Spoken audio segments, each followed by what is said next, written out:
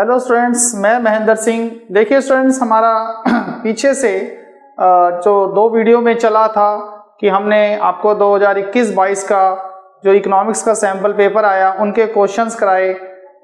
54 questions के हमारा जो वीडियोस हैं वो कंप्लीट आए हैं, आपके पास 2 वीडियो में आया है। इस वीडियो में हम बाकी जो रिमेनिंग क्वेश्चंस रह गए हैं 6 क्वेश्चन, उन पर आज हम यहाँ पर डिस्कस करेंगे। देखिए यहाँ से जो क्वेश्चन है 55 से लेकर 60 तक वो एक पैराग्राफ जो गिवन है क्वेश्चन पेपर के अंदर उस पर है। आप स्टूडेंट्स को वो पैराग्राफ थोड़ा सा स्टडी करना चाहिए। पहले उस पैराग्राफ को स्टडी करते हैं तो उसके बेसिस पर नीचे 6 क्वेश्चन हैं जिनके आंसर आपको पता लगाने हैं। देखिए मैं आपको एक बात बताता हूँ, पेपर के अंदर भी ये जो पैराग्राफ टाइप पर क्वेश्चन आएंगे, केस स्टडी टाइप पर जो क्वेश्चन आएंगे, जरूरी नहीं कि हर आंसर आपको पैराग्राफ से मिल पाए। हाँ, पैराग्राफ आपको पूरा आइडिया देगा। अगर 6 क्वेश्चन है तो 2-3 क्वेश्चन के आंसर भी आपको इसमें से क्लियर हो जाएंगे, लेकिन सारे क्वेश्चन क्लियर हो जाएंगे ये हम नहीं कह सकते। हो भी सकते हैं, नहीं भी हो सकते हैं, ये बात ध्यान रखिए। फिर भी मोस्टली क्वेश्चंस का क्लियर हो जाता है। देखिए ये जो पैराग्राफ लिखा हुआ है, ये पैराग्राफ 1991 में जो आर्थिक सुधार हुए थे उनके ऊपर बनाया है। इस पैराग्राफ के अंदर आपको बताया गया है कि 91 में जो भी सुधार किए गए उन सुधारों की क्या रणनीति थी, जो सुधार किए गए वो आगे चल रहे हैं, उसका परिणाम क्या आया, उस पर ये बना हुआ है। आप स्टूडेंट्स इनको देखिए, हम आपको यहाँ पर थोड़ा क्वेश्चन दिखाएंगे और पैराग्राफ में जहां जहां पर उसका क्लियर आंसर है उसको हाईलाइट कर देंगे, तो आपको आइडिया लग जाएगा कि पैराग्राफ आपको कौन कौन से आंसर दे रहा है। वैसे हम यहां पर क्वेश्चन वाइज आपको डिस्कस करके बता देंगे, आपको उस पैराग्राफ से आंसर का आइडिया लगेगा। चलिए तो अब चलते हैं क्वेश्चन नंबर 55 पर, जो कि ये दिया गया है कि दिए गए पाठ्य के अनुसार, मतलब जो आपको ये पैराग्राफ दिया गया है, डैश 91 में शासन और सभी सरकारों के मार्गदर्शक सिद्धांत के रूप में अपनाया गया था।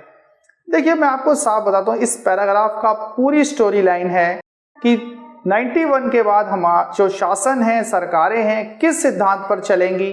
4 पॉइंट दिए गए हैं: उदारीकरण, आधुनिकीकरण, निजीकरण, वैश्वीकरण। मैं आपको साफ बताऊं, ये सारी नीति में देखो 91 के सुधारों में निजीकरण, वैश्वीकरण है, लेकिन इस पैराग्राफ में बात की गई है उदारीकरण की। क्लियर तौर पर अगर आप पैराग्राफ में भी देखोगे तो पैराग्राफ में बिल्कुल बीचों बीच के टाइप पर लिखा है कि उदारीकरण को शासन के मार्गदर्शक सिद्धांत के रूप में अपनाया गया था और 91 से सभी सरकारें मोटे तौर पर उसी रास्ते पर टिकी हुई हैं। तो ले देकर इस पूरे पैराग्राफ में निजीकरण या वैश्वीकरण को कहीं नहीं बोला गया है, सिर्फ उदारीकरण को मेन लिया गया है कि उदारता आएगी। कोई पीछे आपको बताया गया कि कई सारे नियंत्रण वगैरह थे, वो भी अभी क्वेश्चन में आ जाएगा। तो इसका जो आंसर है वो बी है कि उदारीकरण को 91 से शासन और सभी सरकारों के मार्गदर्शक सिद्धांत के रूप में अपनाया गया। चलिए अब चलते हैं क्वेश्चन नंबर 56 पर। क्वेश्चन नंबर 56 के अंदर आपको 2 स्टेटमेंट दी गई है। आपको बतानी है कि वो स्टेटमेंट दोनों सही हैं या दोनों गलत हैं या कोई एक सही है। चलिए, जैसे कि पहला कथन है, स्वतंत्रता के बाद के भारत के इतिहास में 91 एक ऐतिहासिक क्षण था क्योंकि इसने अर्थव्यवस्था की प्रकृति को मौलिक तरीकों से बदल दिया। बिल्कुल करेक्ट लाइन से, ऊपर पैराग्राफ में कहीं नहीं मिलेगा आपको ये, लेकिन अंदाजा लग जाता है क्योंकि 91 में भारत ने आर्थिक व्यवस्था को बिल्कुल बदला। पहले हम चल रहे थे सार्वजनिक क्षेत्र के बेस पर, यहां अब हम शुरू हुए निजी क्षेत्र के बेस पर। पहले हम चल रहे थे नियंत्रणों में, यहां उदारीकरण आ गया, यहां वैश्वीकरण आ गया, यहां खुलापन आ गया। तो 91 एक ऐतिहासिक क्षण था। बिल्कुल सही बात है क्योंकि इसने प्रकृति ही बदल दी। जो पहले प्रकृति थी नियंत्रण की, सार्वजनिक क्षेत्र की, ये हो गई निजीकरण की, खुलेपन की। तो ये कथन तो अंडरस्टैंडिंग से बिल्कुल सही होता है, कहीं ढूंढने की जरूरत नहीं पड़ती है। कथन नंबर 2 जो है वो है, पहला तो सही है, ये बात तो क्लियर हो जाती है। कथन नंबर 2 है, भारत के आर्थिक प्रतिष्ठान ने भारत की व्यापक आर्थिक बैलेंस शीट की मरम्मत और विकास को प्रज्वलित करने के लिए एक बहुआयामी सुधार एजेंडा शुरू किया। बिल्कुल सही बात है, सुधारों की नीति थी, आर्थिक प्रतिष्ठानों में कमियां थी, उसी को बदलना था, उसकी मरम्मत और उसमें विकास करना था, बैलेंस शीट में लॉसेस थे उनको कवर करना था। यही सुधार करने का एजेंडा जो था वो किया गया। तो दोनों ही कथन सत्य हैं, कथन नंबर 1 भी सत्य है, कथन नंबर 2 भी सत्य है। तो चलिए अब क्वेश्चन नंबर 57 पर चलते हैं। यहां पर आपको 2 कथन हैं, एक कथन और एक कारण है। देखो इस तरह के क्वेश्चन काफी सारे हमने करे, आपको देखना होता है कि कथन सही है, उसका कारण सही है। कई बार कारण सही नहीं होता, कई बार कथन सही नहीं होता। जैसे ये लिखा है कि कथन जो लिखा है, कथन देखिएगा जरा, इसमें एक वर्ड का थोड़ा खेल है कि भारत की 1990 से पूर्व की आर्थिक रणनीति ने, पूर्व, आपको जो पैराग्राफ क्वेश्चन पेपर में दिया गया है उसमें पहली लाइन के दूसरे तीसरे शब्द पर लिखा है पूर्व नहीं है, बाद है। जो बदलाव हुए बाद में हुए हैं, पहले नहीं हुए हैं। कि 90 से पूर्व की आर्थिक रणनीति ने आर्थिक व्यवस्था पर हावी होने वाले नियंत्रणों और परमिटों के विशाल नेटवर्क को नष्ट कर दिया। बिल्कुल गलत है ये। पहले की नीतियां नहीं, बाद में 90 से पहले तो चल ही नियंत्रण रहे थे, परमिट, लाइसेंस परमिट राज था, नियंत्रण की अर्थव्यवस्था थी। पहले तो सारा, ये तो उल्टा हो गया ना। तो यानी कि एक बात क्लियर है कि ये जो अभिकथन है, ये जो स्टेटमेंट है, एक शब्द की वजह से ये असत्य है, फॉल्स है ये। क्योंकि पूर्व नहीं, बाद की रणनीति ने परमिट को खत्म किया, नियंत्रण को खत्म किया, पहले वाली ने नहीं किया था। तो पहली बात तो ये क्लियर हो गई है कि ये अभिकथन गलत है। रही बात कारण की कि 91 के सुधारों ने भारतीय उद्यमियों की ऊर्जा को उजागर किया, उपभोक्ताओं को अनकहा विकल्प दिया, भारतीय अर्थव्यवस्था का आधार बदल दिया। ये लाइन वहां लिखी हुई है ऊपर। नई आर्थिक नीति का प्रभाव यही रहा कि उसने उद्यमियों को नई ऊर्जा दी, उपभोक्ताओं को नए विकल्प दिए, अर्थव्यवस्था का चेहरा बदला। यानी कारण तो सही है कि 91 के कारण यह हुआ। तो मतलब यह होता है हमारा कि पहला जो कथन है वो एक शब्द की वजह से असत्य है, लेकिन कारण जो है वो सत्य है। तो डी ऑप्शन जो है आपका आंसर में आता है। और 57 में डी ऑप्शन आपका है। याद रखिए, कथन गलत है, कारण सही है। 58 में आते हैं। देखिए यहां पर 4 कथन दिए गए हैं, आपको गलत कथन पहचानना है। आप उस पैराग्राफ में देखिएगा तो आपको कुछ थोड़ा सा ही आइडिया लगेगा, ज्यादा नहीं लगेगा। जैसे ए, भुगतान संतुलन की गंभीर समस्या ने 91 में एक तीव्र आर्थिक संकट को जन्म दिया। ये कथन सत्य है, हालांकि पैराग्राफ में कहीं भी नहीं है ये। लेकिन अगर आपको पता हो कि 91 में जो सुधार लिए गए थे वो सुधारों का अपनाने का एक बड़ा कारण था भुगतान शेष की समस्या, तो ये कथन तो सत्य है। बी कथन है 91 में आर्थिक और राजनीतिक नेतृत्व ने महाराष्ट्र की व्यापक आर्थिक स्थिति को सुधारने के लिए एक बहुआयामी सुधार का एजेंडा शुरू किया।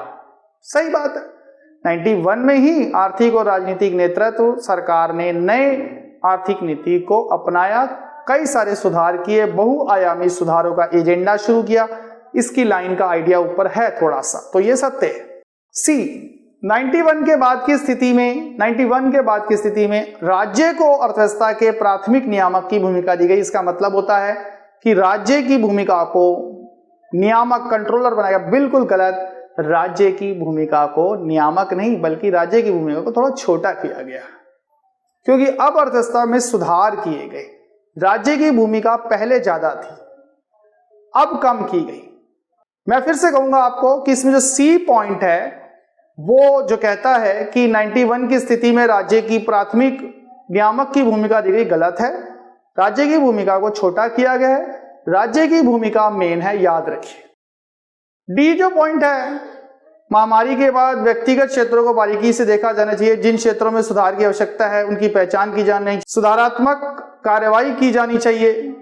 ये भी पॉइंट कहीं भी सही नहीं, गलत नहीं है, बिल्कुल सही बात है कि महामारी, आप कोरोना की बात हो रही है, यहाँ पर हमें देखना है कि कुछ चीजें बदलनी है, सुधार जहाँ है उनमें कार्रवाई करनी है। तो ये पॉइंट भी सही है, ए भी सही है, बी भी सही है, डी भी सही है, सी गलत है, क्योंकि यहां पर बोला गया है कि राज्य की भूमिका दी गई, प्राथमिक नियामक की भूमिका नहीं, राज्य की भूमिका को छोटा किया गया। याद रखिए 91 में सुधारों में सरकार पहले पर ज्यादा प्रभावशाली थी, अब तो कम की गई। तो इस हिसाब से सी जो पॉइंट है, कथन जो है वो गलत है, तो इसका आंसर जो है वो सी रहेगा। चलिए अब चलते हैं 59 क्वेश्चन पर। यहां भी दो कथन है, आपको देखना है कि कौन सा कथन सही है, कौन सा कथन गलत है, दोनों सही हैं। देखिए, आर्थिक सुधार के बाद के एजेंडे में समय और अनुक्रमण गंभीर रूप से महत्वपूर्ण है। आपके पैराग्राफ में ये लाइन लिखी हुई है कि आर्थिक सुधारों की नीतियों का एजेंडा जो है समय के हिसाब से एक महत्वपूर्ण पड़ाव लेता है। तो ये कथन तो सही है, ये लिखा हुआ ऊपर पैराग्राफ में, आप चेक करेंगे तो दिया हुआ है। भारत में महामारी के बाद के सुधारों के लिए एक आदर्श बदलाव की जरूरत है। तो ये कथन तो गलत है, क्योंकि महामारी के बाद सुधार तो प्रक्रिया में चल रहे हैं, अब आप उसमें कोई बदलाव करें इसकी जरूरत है, ये हम नहीं मान सकते। तो कथन 2 जो है वो गलत है, कथन 1 सही है। तो आंसर जो है वो सी है। इसके बाद अब हम अंतिम क्वेश्चन की तरफ चलते हैं। इस सैंपल पेपर के अंतिम क्वेश्चन में भी 2 बातें फिर वही आ गई, एक अभिकथन और एक कारण है कि 91 के सुधारों ने भारतीय व्यापारियों की जीवन शक्ति को जारी किया। बिल्कुल, व्यापार उद्योग को बढ़ावा दिया इस नई नीति ने। क्लियरली तौर पर ये व्यापार की जीवन शक्ति थी, बिल्कुल सही है, ये सत्य है ये। और कारण इसका जो है, सुधार के एजेंडे ने एक प्रतिमान बदलाव की स्थापना की और आने वाले वर्षों के लिए आर्थिक नीति के निर्माण की व्यापक रूपरेखा को परिभाषित किया। देखो गहराई है। अब इस लाइन को कहीं भी ऊपर पैराग्राफ में ज्यादा डिस्कस नहीं किया गया है, लेकिन एक बात है, ये सुधार क्या चाहता था, ये बदलाव चाहता था।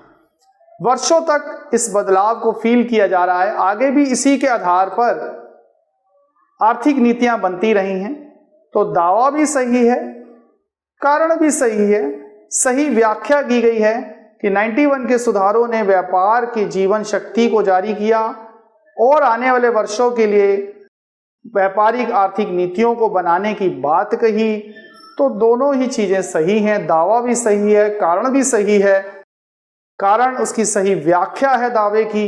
तो इस हिसाब से ए ऑप्शन ही सही है, क्योंकि ए और बी दोनों कथन सत्य हैं और जो ये कारण है वो सही व्याख्या है इस दावे की। तो इसके लिए आंसर जो रहेगा वो ए रहेगा।